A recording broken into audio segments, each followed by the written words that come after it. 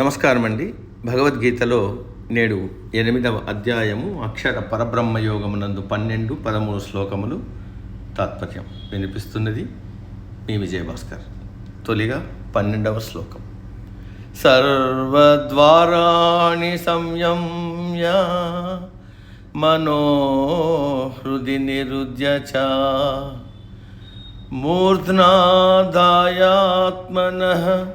ప్రాణమస్థితో యోగధారణం.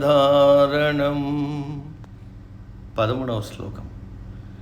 ఓమిత్యేకాక్షరం బ్రహ్మ వ్యాహరన్ మామనుస్మరన్ యం ప్రయాతి త్యజన్ దేహం సయాతి పరమాం గతిం.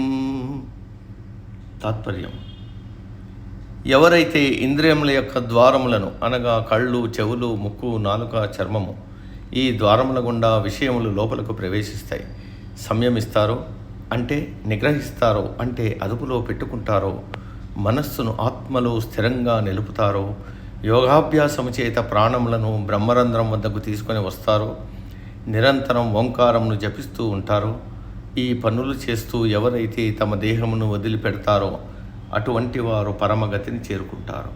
పరమగతి, బ్రహ్మపదము, మోక్షము వీటిని పొందడానికి నిఖార్సైన తెలివి ఇక్కడ చెబుతున్నాడు కృష్ణుడు. ఇప్పటిదాకా అంత్యకాలంలో చేయవలసినవి చెప్పాడు. ఇది కూడా అంత్యకాలంలోనే చేయాలని కాదు, జీవితాంతం నిరంతరం అవిరామంగా అభ్యాసం చేయాలని అర్థం. ఇంద్రియ ద్వారములను మూసివేయడం, మనసును ఆత్మయందు నిలపడం, ప్రాణములను పైపైకి తీసుకుని వెళ్ళడం, నొసటి గుండా అంటే సుషుమ్నా నాడి గుండా బ్రహ్మరంధ్రం దగ్గర నిలపడం, ఓంకారాన్ని జపించడం, ధ్యానించడం, ఈ 4 మార్గాల ద్వారా బ్రహ్మపదం పొందవచ్చు. 1. ఇంద్రియ ద్వారములు మూసివేయడం అంటే బయట నుండి ప్రాపంచిక విషయాలను, విషయవాంఛలను, కామ సంబంధమైన విషయాలను లోపలికి రాకుండా చేయడం. కళ్ళు మూసుకుంటాం, చెవులు, ముక్కు, చర్మము వీటిని మూయలేం కదా. అన్నిటికంటే నాలుక గొప్పది, అనేక రుచులు కావాలని ఆరాటపడుతుంది. జిహ్వ చాపల్యం అరికట్టలేం. అందుకని వాటిని బయట విషయాలు వినకుండా, తాకకుండా నియంత్రించాలి.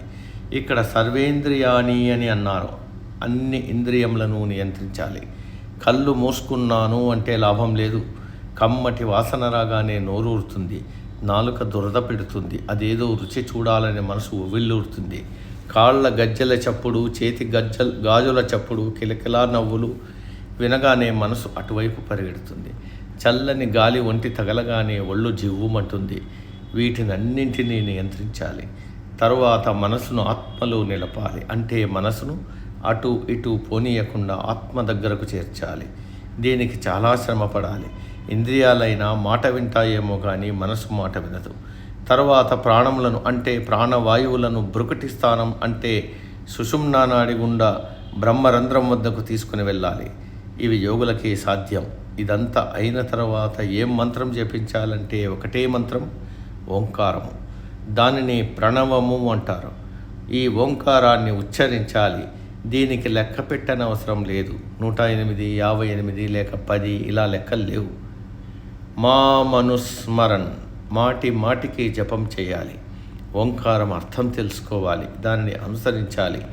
ఈ విధంగా చేస్తే పరమపదమును చేరుకునే అవకాశం ఉంది అని ఈ 2 శ్లోకాలలో చెప్పాడు పరమాత్మ. ఈ శ్లోకంలో మనకు కొత్త పదం పరిచయం చేశాడు వ్యాసుడు. ఓం ఇది ఏకాక్షరం బ్రహ్మ అంటే ఓం అనే ఒకే ఒక అక్షరం బ్రహ్మస్వరూపం. ఈ ఓంకారమునకు ఆకారం లేదు, అది శబ్దం. అదే బ్రహ్మము కాబట్టి ఓంకారమును శబ్ద బ్రహ్మము అని కూడా అంటారు. ఉపాసనలు 2 రకాలని చెప్పుకున్నాం. అవే సుగుణోపాసన, నిర్గుణోపాసన. సుగుణోపాసనలో ఏకాగ్రత, లక్ష్యము కుదరడానికి మనం ఏదో ఒక మూర్తిని ఎదురుగా పెట్టుకొని ఉపాసిస్తాం. అది విష్ణువు కావచ్చు, శివుడు కావచ్చు, లేక రాముడు, కృష్ణుడు, పద్మనాభుడు, రంగనాథుడు, నటరాజు, ఆంజనేయ స్వామి, వినాయకుడు, దుర్గా, లక్ష్మి, లలిత ఏదైనా కావచ్చు. పురాణాల్లో ఆయామూర్తులు ఎలా ఉండాలనే విషయాన్ని స్పష్టంగా తెలియజేశారు. విష్ణువు పీతాంబరధారి, శంకుచక్రములు, వనమాల, శ్రీవత్సము, కౌస్తుభము, తల మీద కిరీటము, పద్మపత్ర నయనం ఇలాగా. కాకపోతే మనం ఉపాసించే దేవుళ్ళు, దేవతలు మనకంటే గొప్పవాళ్ళు, శక్తిమంతులుగా ఉండాలి. కాబట్టి మనకు 2 చేతులు ఉంటే వారికి 4 చేతులు కల్పించాం. మనకు లేని ఆయుధాలు వారికి సమకూర్చాం. మనము చూస్తేనే భయపడే పులి, సింహము, గరుడు మొదలగు వాటిని వారికి వాహనాలుగా అమర్చాం. మనకంటే గొప్పవాళ్ళు, శక్తిమంతులుగా మన దేవుళ్లను, దేవతలను తీర్చిదిద్దాం. ఈ విగ్రహాలన్నీ రాతితో చేయబడ్డాయి, అంటే శిలా విగ్రహాలు. వాటిని దేవాలయాలలో ప్రతిష్ఠించి పూజలు నిర్వర్తించాం. దేవాలయాలలో దేవుడు, దేవతలు ఉన్నారని నమ్మకంతో ప్రతిరోజు వెళ్ళి దేవతారాధనలు, ఉపాసనలు చేయడానికి అలవాటు పడ్డాం. అలా ప్రాథమిక స్థితిలో సుగుణోపాసన చేయడం మొదలుపెట్టాం. ఈ రోజుల్లో సుగుణోపాసనలో విగ్రహారాధన, శివలింగ ఆరాధన 2 జరుగుతున్నాయి.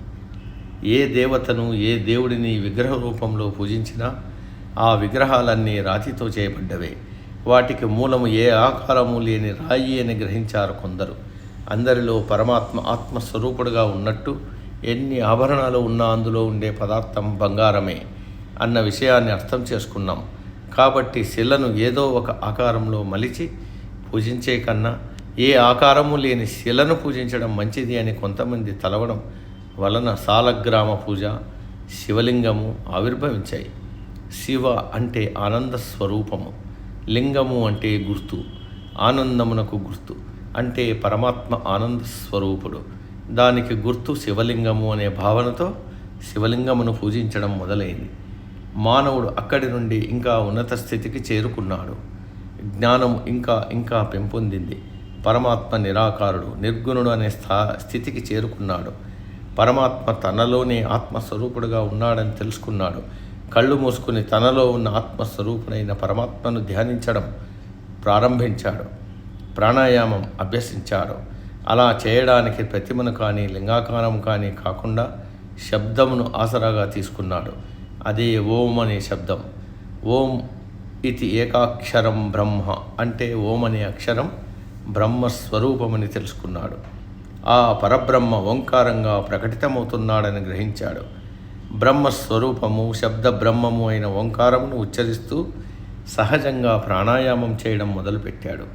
అందుకే మన పూజలలో ప్రతి నామం ముందు ఓం అని చదువుతాం. గాయత్రి మంత్రం కూడా ఓంతో మొదలవుతుంది. ప్రతి మంత్రము ఓంతోనే ప్రారంభమవుతుంది. ఒక విషయాన్ని నేను అంగీకరించాను అనడానికి ఓం అని పలకడం ప్రత్యామ్నాయంగా అంగీకరించారు. అవసాన దశలో ఏ నామం జపించే స్థితిలో లేకపోయినా ఓంకారం సులభంగా జపించవచ్చు. ఓం అంటే అన్ని నామాలు ఇందులో ఇమిడి ఉన్నాయి. ఓంకారం బ్రహ్మస్వరూపము కాబట్టి ఓంకారం జపిస్తే అన్ని దేవుళ్లను ఉపాసించినట్టే. అందుకే ఓంకారమునకు అంతటి ప్రాముఖ్యం లభించింది. ఆ ఓంకారం అనే పరబ్రహ్మ గురించి ఈ శ్లోకంలో వివరించాడు కృష్ణుడు. అటువంటి పరబ్రహ్మ స్వరూపమైన ఓంకారాన్ని ఏకాగ్రమైన మనస్సుతో స్మరిస్తూ జపిస్తూ అంత్యకాలంలో ఈ శరీరాన్ని విడిచిపెడితే అటువంటి సాధకుడు పరమగతిని పొందుతాడు. అతడికి పునర్జన్మ ఉండదు అని పరమాత్మ వివరించాడు. నేటికి సమాప్తం. తదుపరి శ్లోకం రేపటి రోజు. సర్వే జన సుఖినో భవంతు. అందరూ బాగుండాలి, అందులో మనం ఉండాలి.